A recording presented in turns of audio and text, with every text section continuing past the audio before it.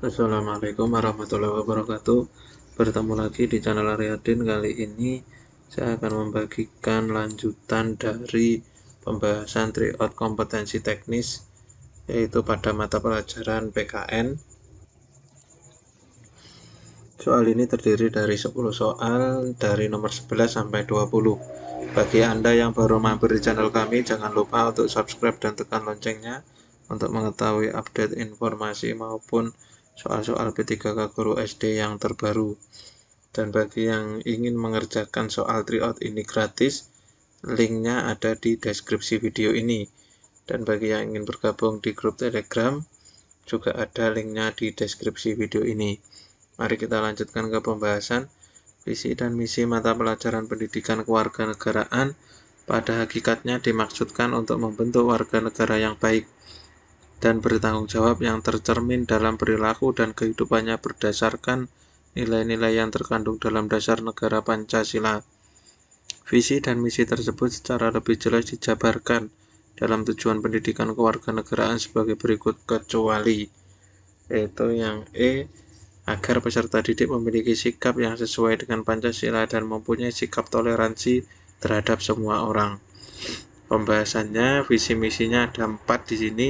Yang pertama, agar peserta didik memiliki kemampuan berpikir kritis, rasional, dan kreatif dalam menanggapi isu kewarganegaraan. Yang kedua, berpartisipasi secara aktif dan bertanggung jawab dan bertindak secara cerdas dalam kegiatan bermasyarakat, berbangsa, dan bernegara, berkembang secara positif dan demokratis untuk membentuk diri berdasarkan karakter-karakter masyarakat Indonesia agar dapat hidup bersama dengan bangsa-bangsa lainnya.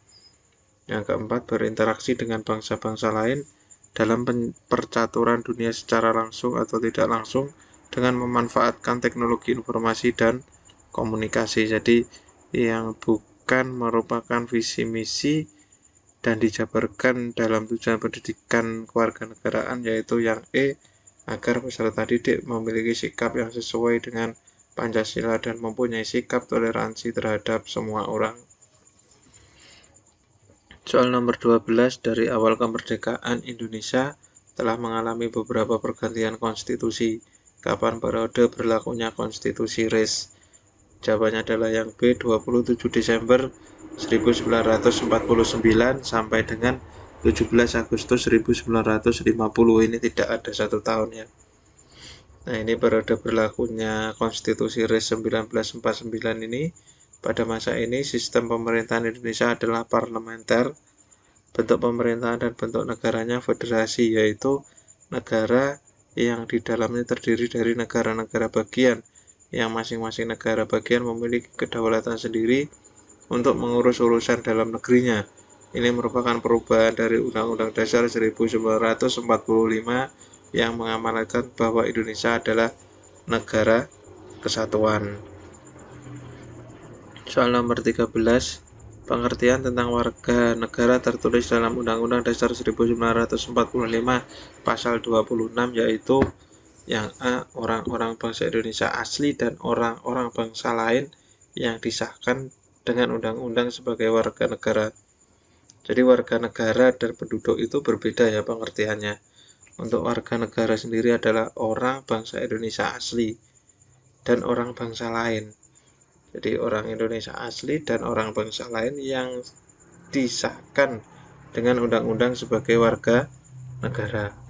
Sedangkan jika penduduk itu orang-orang asing yang tinggal dalam negara bersifat sementara sesuai dengan visa, yaitu surat izin untuk memasuki suatu negara dan tinggal sementara yang diberikan oleh pejabat suatu negara yang dituju, yang diberikan negara melalui kantor imigrasi. Soal nomor 14, Pak Doni merupakan guru baru yang ditempatkan di daerah 3T. Pak Doni berasal dari Jawa. Dalam mengajar sopan santun, norma, dan etika, Pak Doni selalu dengan standar budaya suku Jawa. Dari pernyataan tersebut, Pak Doni mempunyai paham yaitu etnosentrisme. Etnosentrisme sendiri adalah paham yang berpandangan bahwa manusia pada dasarnya individualistis yang cenderung mementingkan diri sendiri, namun karena harus berhubungan dengan manusia lain, maka terbentuklah sifat hubungan yang antagonistik atau bertentangan. Etnosentrisme ini diartikan juga sebagai kecenderungan untuk menetapkan semua norma dan nilai budaya orang lain dengan standar budaya sendiri. Jadi menetapkan semua norma dan nilai budaya itu dengan standar budaya sendiri. Jadi dianggap budaya orang lain itu adalah di bawah dari budaya kita. Ini merupakan paham etnosentrisme. Nomor 15, keberagaman masyarakat Indonesia memiliki dampak positif sekaligus dampak negatif bagi diri sendiri, masyarakat, bangsa, dan negara. Di bawah ini yang bukan penyebab keberagaman masyarakat di Negara Kesatuan Republik Indonesia adalah yaitu yang perbedaan suku dan budaya. Keberagaman masyarakat di Negara Kesatuan Republik Indonesia disebabkan beberapa hal. Ada 5 ini. Yang pertama, letak strategis wilayah Indonesia. Yang kedua, kondisi negara kepulauan. Yang ketiga, perbedaan kondisi alam. Yang keempat, keadaan transportasi dan komunikasi. Yang kelima, penerimaan masyarakat terhadap perubahan. Jadi yang benar adalah perbedaan kondisi alam, bukan perbedaan suku dan budaya. Soal nomor 16, upaya menanamkan semangat dan komitmen sejarah perjuangan bangsa Indonesia yang melahirkan 4 konsensus fundamental bagi bangsa Indonesia merupakan usaha untuk mengembangkan. Jawabannya adalah yang D, yaitu cultural unity. 4 konsensus dasar bangsa yakni Pancasila, Undang-Undang Dasar 1945, NKRI, Bhinneka Tunggal Ika. Dengan adanya 4 konsensus tersebut dapat mengembangkan cultural unity atau identitas kesuku bangsaan. Karena dalam 4 konsensus tersebut, budaya daerah sudah dijamin dan merupakan sumber dari budaya nasional. Soal nomor 17, perasaan moral sebagai suatu yang wajib. Ikatan rasional akan kebaikan dan rasa kebebasan perlu dipedomi oleh seluruh warga negara Indonesia sebagai upaya mewujudkan, yaitu yang D, kesadaran berkonstitusi. Kesadaran berkonstitusi ini secara konseptual diartikan sebagai kualitas pribadi seseorang yang memancarkan wawasan, sikap, dan perilaku yang bermuatan cita-cita dan komitmen luhur kebangsaan kebernegaraan Indonesia. Sedangkan kesadaran hukum ini adalah kesadaran diri sendiri tanpa adanya tekanan paksaan atau perintah dari luar untuk tunduk pada hukum yang berlaku. Kesadaran politik adalah kesadaran akan hak dan kewajiban sebagai warga negara. Tingkat kesadaran politik diartikan sebagai tanda bahwa warga masyarakat menaruh perhatian terhadap masalah kenegaraan dan atau pembangunan. Yang terakhir, kesadaran diri adalah keadaan di mana seseorang bisa memahami dirinya sendiri dengan setepat-tepatnya. Jadi jawabannya adalah yang D, yaitu kesadaran berkonstitusi. Soal nomor 18, berikut adalah sikap memelihara keutuhan NKRI, yaitu yang A, membina kerukunan antar umat beragama.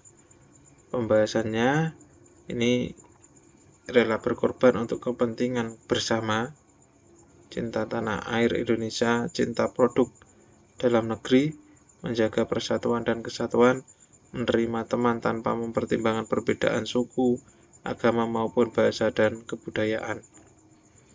Jadi salah satunya yaitu membina kerukunan antar umat beragama. Soal nomor 19, dalam pergaulan di masyarakat terdapat ketulusan, kesiapan, dan ketegaran untuk mengerti dan menerima kekurangan sekaligus mensyukuri kelebihan diri sendiri maupun orang lain. Pernyataan di atas merupakan penerapan prinsip harmonisasi sosial dalam hal yaitu saling pengertian. Beberapa prinsip harmoni dalam keberagaman suku ini ada 6. Yang pertama, egalitarianisme atau kesetaraan. Ini mengedepankan semangat egalitarianisme atau kesetaraan. Yang kedua, saling pengertian. Terdapat saling pengertian antara sesama anggota masyarakat. Nah, ini tadi ini. Untuk mengerti, menerima kekurangan sekaligus mensyukuri kelebihan. Jadi kan saling pengertian. Sedangkan toleransi ini mengutamakan toleransi yang tinggi, kerjasama mengutamakan kerjasama antara sesama anggota masyarakat, keterbukaan menjunjung tinggi keterbukaan, penghargaan atas prestasi yaitu penghargaan kepada orang berdasarkan prestasi bukan prestis seperti keturunan, kesukuan, ras, dan lain-lain. Soal terakhir nomor 20 untuk soal PKN, guru harus mempunyai sensitivitas yang tinggi untuk segera mengetahui apakah kegiatan pembelajaran sudah membosankan siswa. Jika hal ini terjadi, guru harus segera mencari cara untuk menanggulanginya. Di bawah ini yang bukan merupakan ciri guru yang reaktif adalah yaitu menjadikan lingkungan sekitar sebagai pusat kegiatan belajar. Jadi ciri guru yang reaktif ada 4. Yang pertama, menjadikan siswa sebagai pusat kegiatan belajar. Pembelajaran dimulai dengan hal-hal yang sudah diketahui dan dipahami siswa. Yang ketiga, berupa untuk membangkitkan motivasi belajar siswa dengan membuat materi pelajaran sebagai sesuatu hal yang menarik dan berguna bagi kehidupan siswa. Dan yang terakhir adalah mengenali materi atau metode pembelajaran yang membuat siswa bosan. Bila hal ini ditemui, ia segera menanggulanginya. Jadi ciri guru reaktif ada 4 ini. Cukup sekian penjelasan tryout kompetensi teknis guru SD bagian PPKN. Nantikan pembahasan yang lain dalam channel Aryadin ini. Ada kurang lebihnya saya mohon maaf. Untuk video yang lain bisa dilihat di 2 video ini. Saya akhiri cukup sekian. Wassalamualaikum warahmatullahi wabarakatuh.